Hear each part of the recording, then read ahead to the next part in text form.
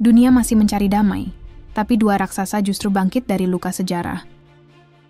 Rusia yang terkepung sanksi, dan Cina yang haus pengaruh global, menemukan satu sama lain.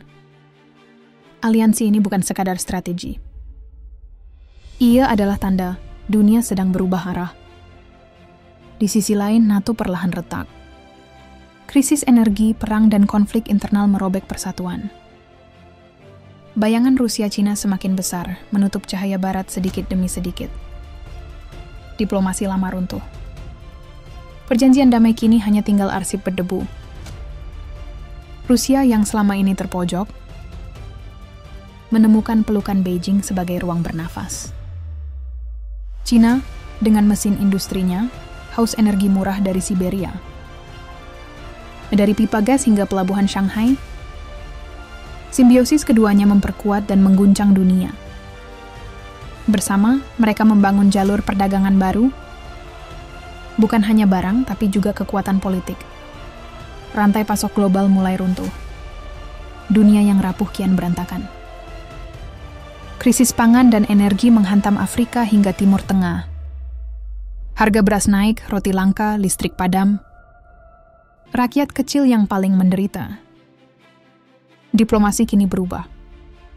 Bukan lagi mencari damai, tapi siapa yang mampu bertahan lebih lama. Washington cemas. Setiap laporan intelijen menunjukkan pelukan Moskow-Beijing makin erat. Eropa kedinginan. Musim dingin tanpa gas Rusia jadi hukuman tak terelakkan. Listrik jadi barang mewah, protes rakyat meledak di jalanan. Negara kecil dipaksa memilih, setia ke barat atau ikut arus ke timur. Netral bukan lagi pilihan. Dunia terbelah seperti zaman Perang Dingin. Dari Afrika hingga Amerika Latin, pengaruh Rusia-Cina merayap lewat investasi dan senjata. Tatanan dunia baru kini nyata, bukan sekadar teori akademik. Aliansi ini seperti badai, datang perlahan, hingga semua sadar sudah terlambat untuk lari. Dunia berubah jadi papan catur.